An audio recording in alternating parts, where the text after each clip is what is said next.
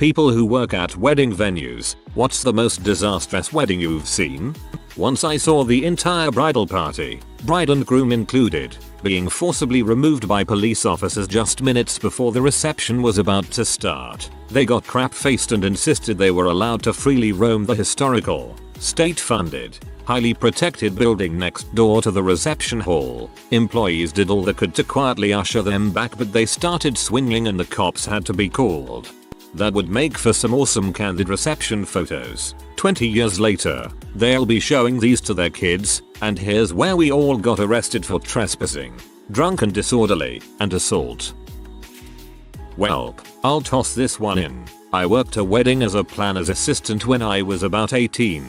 I did whatever I was asked, but for the most part it was final touches on setup, organizing the bridal party, queuing music and stuff. Anyway, one wedding starts off normal enough. It's huge and being held in a university chapel, with a reception to follow outdoors next to a historic building on campus. The bride and groom each have 14 people in their bridal parties, so already wrangling everyone is an issue. The day before the wedding we show up for rehearsal and set up what we can. It's a gorgeous June day. Everything is fine. We managed to get everyone up and down the aisle in order. All good. Day of the wedding. Horrifying thunderstorms. Before the wedding even starts, the tent that had been set up the day before flooded. Whole place turned into a mudslide. Ceremony is gorgeous. Then everyone makes their way in torrential rain to the mud-filled tent from heck, where the water and mud is easily ankle deep everywhere, sinking to calf deep depending upon where you step. The bride's dress is absolutely ruined. Everyone is damp and covered with mud. The bride's mom looks like the matchmaker from Mulan. Somehow, the band is still there and willing to play, and the only dry place is the dance floor. So everyone is there and it's 900 degrees to go along with the torrential rain. The bride changes dresses and asserts that her cowboy boots are made for this crap, so the wedding goes on. Everyone gets hammered. They all seem to somehow be having a good time. Meanwhile, the rain is steadily picking up. An epic storm is brewing, and the planner that I worked for was like, okay, time to peace the frick out. We pile into her car. Everything is wet and terrible, and I'm just thinking about getting home and showering and never seeing those lunatics without a rain contingency again. And, less than a mile from the wedding site, 3 separate funnel clouds form, touching the ground to become 3. That pretty much ended any and all festivities. Luckily, I'm pretty sure the bride and groom were just happy to be married to each other, but holy crap, did the weather have it the frick out for them. That sounds like a badass bride and wedding. The groom was rushing the celebrant because he only had to pay half price for his tux if he returned it by 4 p.m. The reception was a hot buffet. The guests all stuffed their faces and even their handbags with food and then fricked off. The ceremony and reception all took place in under 15 minutes. Happiest day of their lives. The reception was a hot buffet. The guests all stuffed their faces and even their handbags with food and then fricked off. The ceremony and reception all took place in under 15 minutes. You just described my dream wedding. Alright, I've got a doozy but might be a bit late to the party. I used to bartend at a restaurant that did a lot of small functions, like engagement parties and receptions. To set the scene, this was a fairly small affair, about 40-50 guests, some food platters and a shitload of booze. It was fairly uneventful for the most part, until the night was just about to wrap up. At about 1 a.m., everyone was pretty wasted and were partying hard. One of my colleagues informed me that someone was fricking in the disabled toilets. This has happened a few times at these types of events, and I rolled my eyes when I heard this, as it's not exactly the most private place to smash some drunken dandy. The disabled toilets are essentially in between the men's and ladies, which means that the air vents basically broadcast the not exactly quiet couplings of wasted partygoers. Another important note is that the door for this toilet is a sliding door with a latch, which has the possibility of being open enough for those wandering through to catch a glance if the door wasn't slid all the way closed. I did a glass collection run about 5 minutes later, and sure enough, the door wasn't really closed properly. What I saw through the crack of that infidelicious portal made me back away like Homer Simpson when he caught Apu. Clear as day, the groom had the maid of honor bent over and was absolutely going to town. I made my way back to the manager's office and looked him dead in the eye and said, "Crap's gonna get real bad in a minute." Confused, he followed me back out on the floor, and with impeccable timing, one of the party members was whispering in the bride's ear, "He's freaking who," she screamed. The bride's father overheard the exchange and ran to the toilets, dragging his brand new son-in-law directly onto the dance floor. The bride started crying hysterically as it was confirmed what had just happened, and she ran off into the night, trailed by her wedding party. Everyone else kind of milled about for 15 or so minutes, drained their drinks and filtered out themselves. We found the groom about 3 hours later as we were packing up the bar, head in the toilet, vomiting his guts out, a bottle of whiskey in one hand. I was waiting for the father of the bride started beating groom up on the dance floor.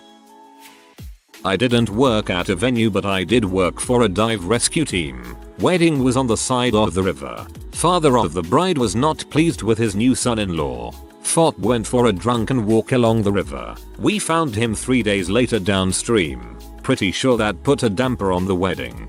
I too worked dive rescue. Never understood why it wasn't just called dive recovery. Crap was always dead. Nothing will wake you up faster than a dead bloated face in 3 feet of this at the bottom of a fricking lake. My first time, I think I sucked half my tank down in 20 or 30 seconds. You never totally get used to that crap. Not disastrous, but definitely the most awkward. I bartend at the wedding venue in town. Most of the time it's simple and the people are ordinary. The last wedding of last year we worked was by far the weirdest group of people I had ever witnessed. Imagine a room full of 200 people that were probably outcasts in high school and had never been to a party before. They are all dressed to the nines, but with like canes and fedoras, and you can tell not a single one of these people can dance. At one point, there were 4 guys doing the worm. 4, and not even together. They were just in their own little group of people dancing, unaware that another 3 guys were also doing the worm. Okay, I cracked up reading this. That's such a great mental image. Videographer here. The bride was the product of an affair, so her father's family and mother's family were always separated her entire life, until the wedding. It was very tense from the minute I arrived and culminated in one family member attacking another with a steak knife. Nothing brings family together like steak knife murder, I guess. Not a disaster, but I worked at an Indian wedding of 1,200 people. People showed up who weren't invited, so we didn't have enough tables. Women changed their babies' diapers on the table and left them there. We ran out of plates, buffet style, because everyone took like 3 or 4 plates for themselves. It was crazy. This was actually my wedding. The wife's family was a lot overbearing. My family is a lot racist. Best option available to us was to elope. We decide on a country with a scenic harborfront and plan a sunset wedding in the park. The photographer shows up and is a super friendly dude. Takes a ton of shots. We wrap up and the guests arrive. But only the guests. The officiant is a little late. Then, a lot late. No answer on her mobile. We all wait about 45 minutes or so with no response. Finally, we dispatch some guests to a church nearby to see if there's anyone there who might be able to fill in. On the way to the church, the search party sees a random well-dressed woman standing in a parking lot. Yep, it's our officiant, with her mobile phone sitting in the car showing a dozen missed calls. Whatever. They bring her down to the waterfront to perform the ceremony. Except sunset had long passed, and it's very dark. We had written our own ceremony, but there's not enough light for her to read it. No worries, she had 15 years experience doing this. Just do your usual ceremony, then. Nope, she didn't even know a simple one. But one of our guests plus one was a huge fan of American greaser culture and had come to the wedding in jeans and a white t-shirt with a pack of smokes rolled up in his sleeve. With the ciggies came a lighter. Our wedding was literally saved by the Fonz. He was promoted to the wedding party and lit up next to the officiant. Of course, holding a cigarette lighter while it's burning tends to get a bit hot, so we would have periodic breaks in the short ceremony where everyone was plunged into darkness for a few seconds while Fonz switched hands. Since we were waterfront and had an open flame, we started to attract a cloud of bugs. Sensing a free wedding buffet, the bugs attracted bats. Giant freaking bats swooping down on the wedding party. We wrapped up quick and noped on out of there. The reception was a quick toast, followed by a seafood platter that was unfortunately too large to fit in anyone's refrigerator, resulting in the bride, and one assumes other guests, we didn't ask, spending the entire wedding night locked in the bathroom while their insides fought to GTFO and that photographer who took all those shots, I meant that literally, dude was drunk off his butt, but pretty good at hiding it. Couldn't hide his work, though. We had 16 rolls of film, and got them developed back in the US. Only one picture worked, the bride and I holding hands where only our hands were visible in the frame. Every single other shot was either out of focus, had heads cut off, was only one of us or part of one of us and all of the other, or just our asses. It was amazing how the dude couldn't get more than one good photo out of hundreds of attempts. It was still better than dealing with our families. Sounds like some pretty hilarious memories if nothing else. Sad that it had to be your wedding, though. I work on the radio. Years ago another guy I worked with used to DJ weddings on the side. I needed some cash and he wanted some time off, so I sat in for him. The bride's dad had died a few months prior. Although her parents had been divorced, she wasn't close to her stepfather, so her dad's brother was standing in for him. I got told about a half hour before she and her uncle were going to do their version of daddy-daughter dance. They asked for me to come up with a song that wasn't about her dad, wasn't a love song. I couldn't think of anything. Heck, I still can't think of something else that would be appropriate. I went with a song I hadn't seen the video to, Craig Morgan's Almost Home. Apparently the video was a guy committing suicide. The groom came up to complain shortly afterwards, a little upset, as he'd seen the video. I asked him what song he'd rather me play, and he immediately cooled off. He realized I was in a tough position and didn't have a lot of options. The mother of the bride then got drunk and demanded the chicken dance. Why Not Isn't She Lovely by Stevie Wonder was written as a song to his daughter, but the lyrics are really just about how great the girl is, so works in all context. My mom's brother-in-law and cousin got in a crazy fist fight. Instead of my mom showing us a dress for great memories, she can also show us cousin Mike's blood on the side of it. I hope you reuse the dress with bloodstains left intact. That would be a badass bride. Reception is all set up. Guests and groom have arrived, but the bride and her maids are missing. They appear about an hour later, pee out of their goods. Reception commences. Bride continues drinking as though her life is ending. End of night about 2 in the morning. Guests have left and the families are cleaning up. The bride is sitting on a chair covered in her own vomit, semi-conscious, and the mob turns to the groom and says cheerfully, "You can take your bride home." The groom says, "No," in a tone so filled with disgust I wish I could have bottled it to sell to angry people, and left. It was awkward. Other favorites. Learned never to ask where the groom is. We were at the ceremony getting ready for the processional, and usually the groom does not walk the bride down the aisle, only to be told that the barely legal stud walking what looked to be his grandmother down the aisle was in fact the groom. Awkward again. There was the Russian H wedding as well. There was some confusion as the bride was wearing, as my boss called it, a pea-shoot wedding gown, and people who were bringing their children in for theater school complained.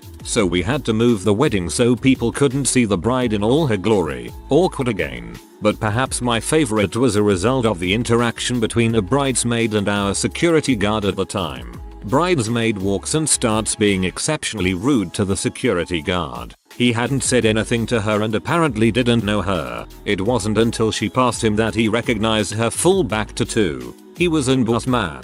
He could have fricked a headless corpse with abandon just as long as it had a nice butt. He had gotten her pregnant and disappeared when she asked for child support. Even more awkward. I'm so interested in the back tattoo bridesmaid and security guard.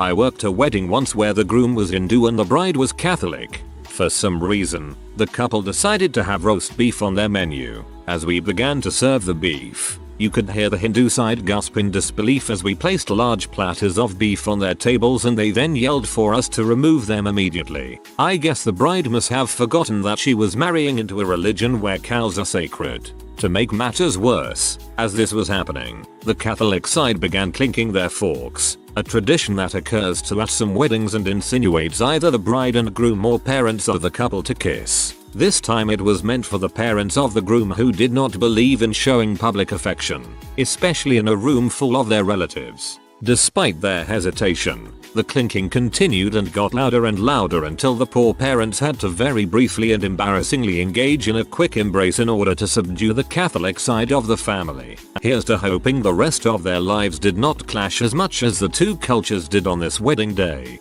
I've said this before, but I was handing food out at Taco Bell window and a carload of Hindus pulled up. The guy marking the food messed up and put beef tacos in the bag when they ordered chicken. They were not pleased when they came back around to get the order corrected.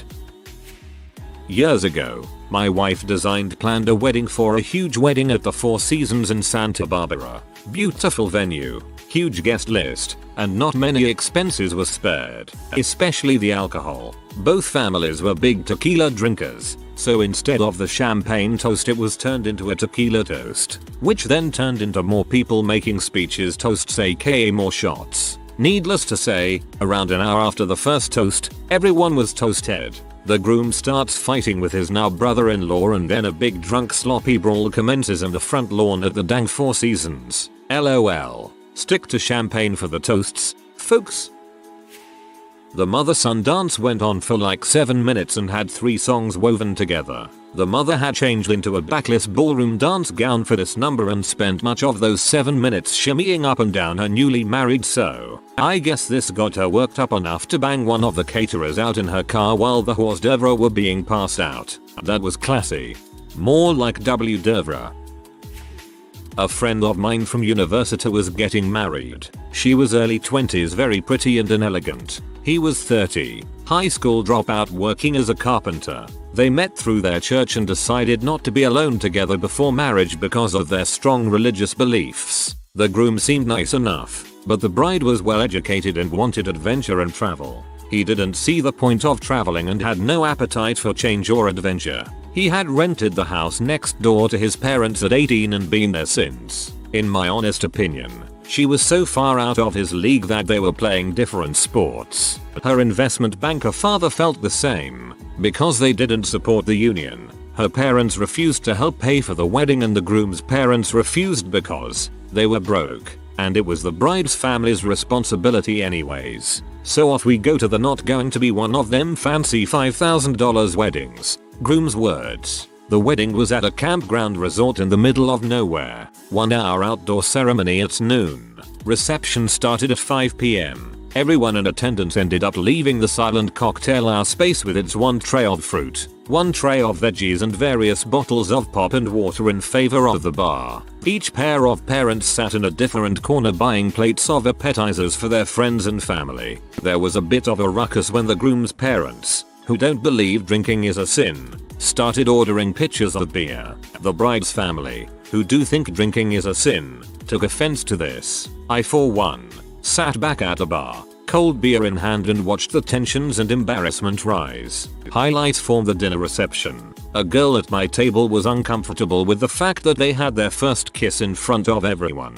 Kissing should be reserved for in private. The buffet ran out of food. The cake was too hot and melted, collapsed in on itself. The father of the bride's speech basically amounted to, "We raised this amazing girl and kept her a virgin until tonight. Someone please make her a better offer before she leaves with this man." Half the guests left after dinner because they did not realize there was a reception. The bride and groom did not dance or interact all night. The groom's grandmother stood at the back of the dance floor scowling and making comments about how people danced and what they were wearing. The bride and groom snuck off out the side door at 9 p.m. and the DJ told the 10 of us that were left that he would play until 10 if we wanted. Shockingly, the groom decided that he did not like married life and just walked out within 2 years. Not sure if this counts since I wasn't an employee, but the groom at the wedding, our caterer, was arrested while on his way to deliver the food to our reception. Apparently the driver our caterer used had a warrant for his arrest and the police pulled up next to him when he was coming to the reception hall. They obviously arrested him and seized the truck full of our delicious Mexican food, my choice of food for the wedding since my wife got to choose pretty much everything else. The owner found out while we were still at the ceremony and had to bail out the truck. He then showed up to the reception in his work t-shirt with a couple other employees he could scrounge up, and they started cooking the food at the reception hall about 45 minutes after everyone had already arrived and was seated. Thankfully the owner was cool enough to try and make things work despite the setback, and we chose a pretty easy food to make for our wedding: tacos and enchiladas. We didn't learn until after the reception what had happened. We just thought it was a little odd the owner was there and not dressed up at all, but it was our wedding day so we didn't care much. Good on the owner for being so professional. Middle-aged couple, second marriage for both of them. Daytime Sunday wedding at the very nice country club I worked at as a banquet waitress. They had picked out their menu months prior, but the day before the wedding the bride calls to say she's all of a sudden deathly allergic to gluten and needs special food, a special cake, etc. My managers are freaking out. BC apparently this allergy is airborne and she will die if she is in the same room as gluten. They tell me this and I call bull, explaining what celiac disease actually is. They accommodate her as best they can anyways. We took allergies very seriously and never took a chance with anything. They brought their own decorations, which consisted of rusting aluminum trash cans placed at the entrances with signs and little banners they spray painted saying "Leave your drama at the door. Throw it in the trash or drama free zone." A Halloween type skeleton bride and groom were hung up behind their table, as well as a shrine to the bride's sister who had died over 10 years before. I understand missing your sister, but setting up candles, a large photo, and taking up a decent amount of space in the function hall at your wedding for this is a tad odd. When they arrived, they were chain smoking cigarettes and blowing them right where I was standing. I was tasked with handing the bridal party hors d'oeuvres while they had their pictures taken. The bride made a big fuss where I had to put her drink on a separate tray from the beers everyone else including the groom were ordering, which meant I had to take separate trips inside to the bar for each order because I was on my own. This wasn't even including running back and forth replenishing all the food they were eating off of the plate I had to hold. So, I get this lady her separate drink on a separate tray. She takes it, watches her husband drink his beer full of gluten, and proceeds to make out with his beer-soaked lips. She did not enter anaphylactic shock like she said she would if she even smelled gluten. The reception was awkward as well. No one was dancing. It was super light out, which was just weird for me only because all the receptions I worked happened when it was dark out. She had her gluten-free cake covered by plastic wrap sitting right next to the wedding cake in case it was contaminated by gluten in the air. And in the end she didn't even eat it. This was just one of many very weird weddings, but definitely one of the ones that I remember the most vividly. Frick that bride, using a real disease as an excuse because she wants special treatment. I'd understand it if maybe one of her guests were allergic or had celiac disease, but that's clearly not the situation.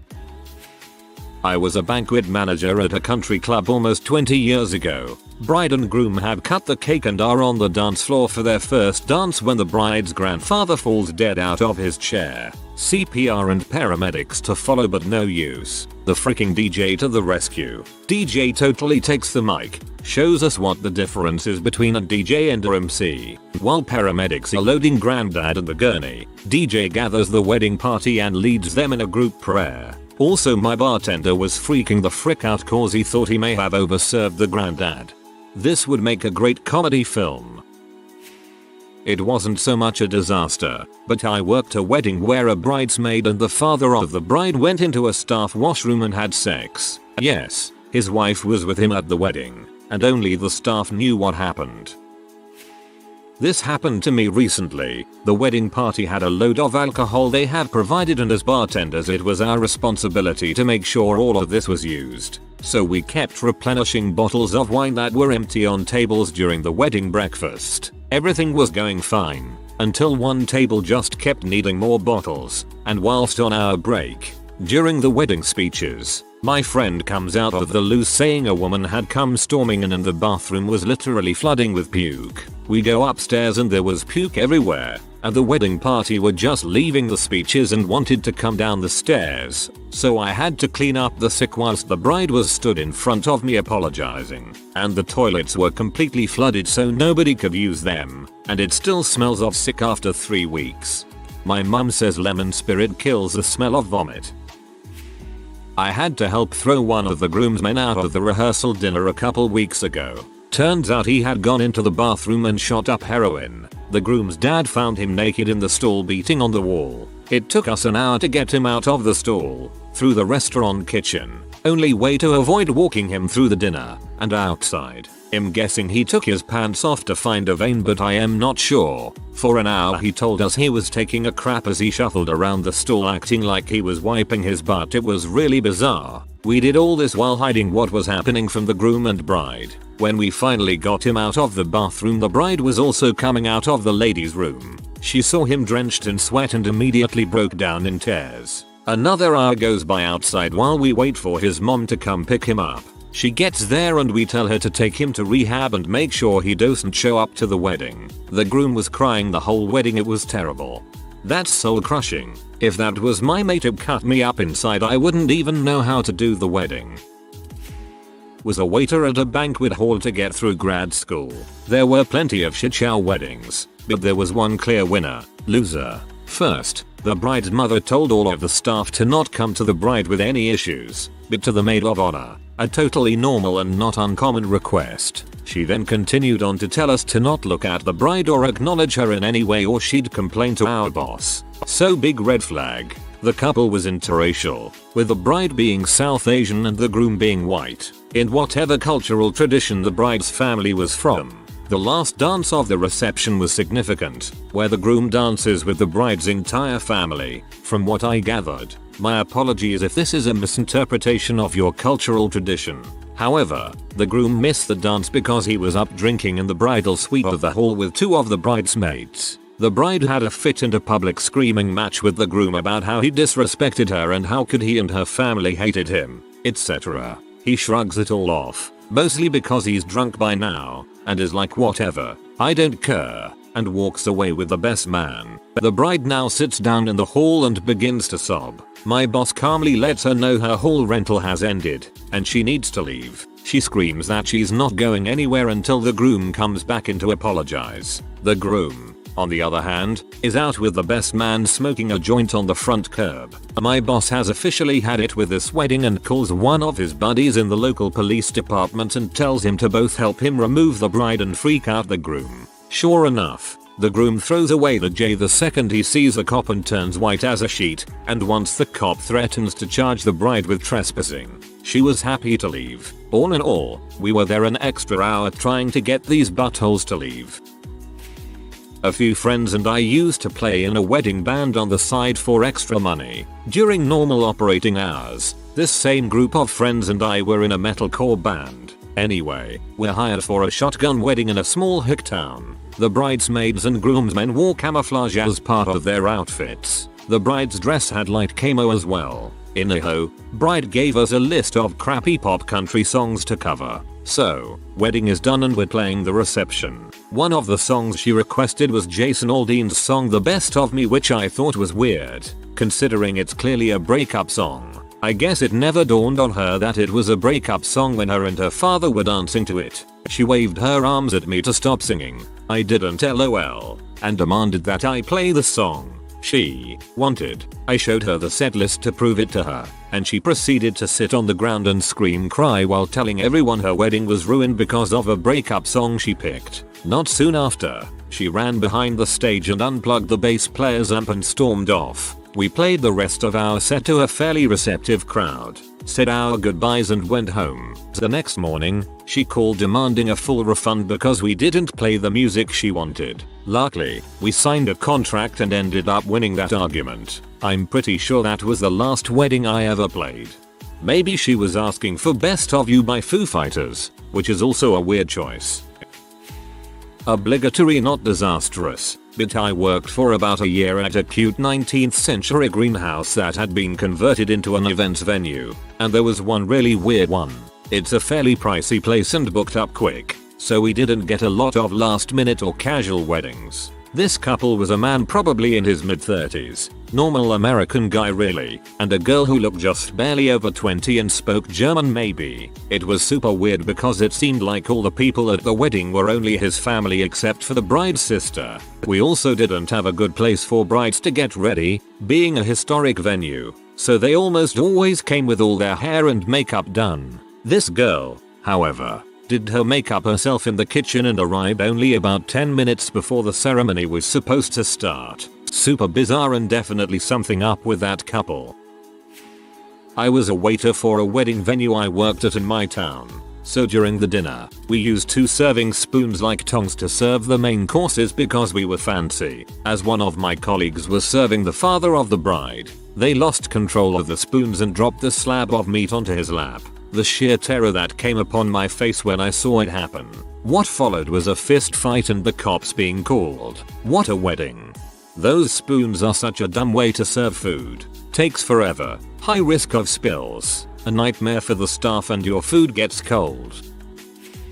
I'm not sure if this is the kind of story that you are looking for, but it's the one that still sticks with me all these years later. I worked at a smallish resort that had a golf course, a shooting range, horseback riding, a few small bed and breakfasts, and several yachts and fishing boats. Very expensive. I was interning for the summer. It was supposed to be an accounting position, but I asked too many questions and they quickly moved me to the sales department. I got the chance to plan huge, expensive parties, and TBH, it was a lot of fun spending other people's money. At the end of the summer, I had to write a paper about my internship in order to get credit. While googling the company, I came across several lawsuits. They were repossessing the fleet because the owner had never made a single payment on any of the boats. The bank was attempting to repossess the boats and suing for a whole list of things. It was pretty clear that the business was about to go under in a big way. I naively assumed that everyone knew about it but hadn't told me because I was the intern and it was none of my business.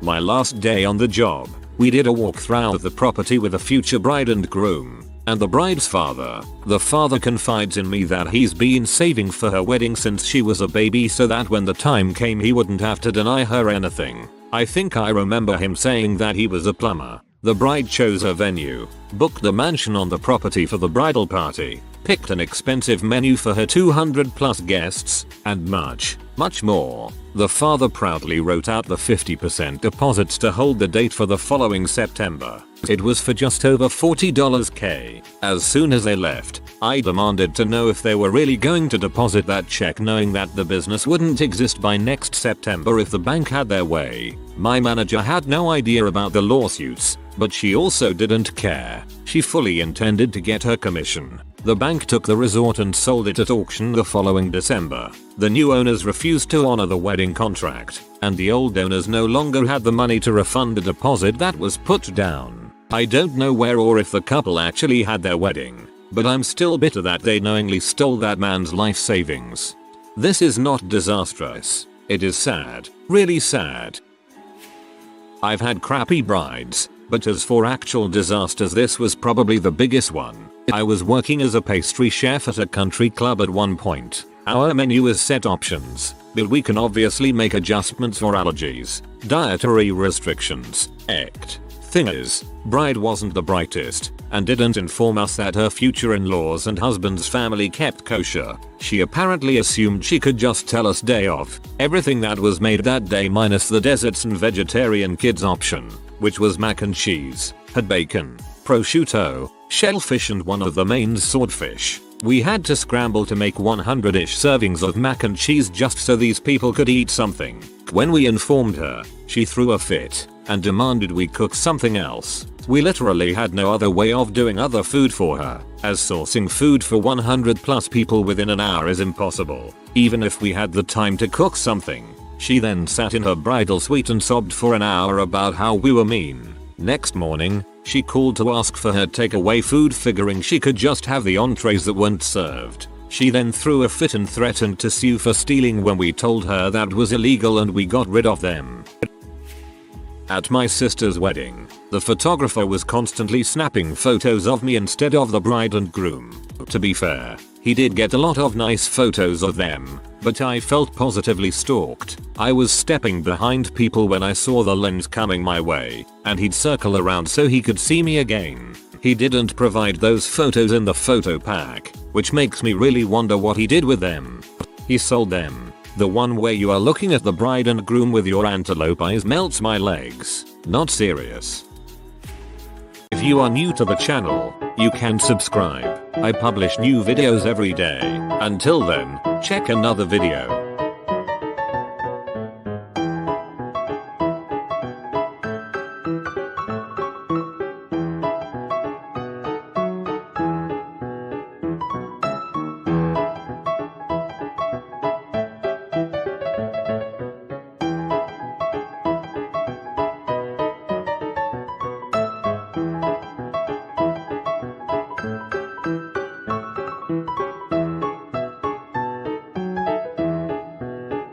Bye for now.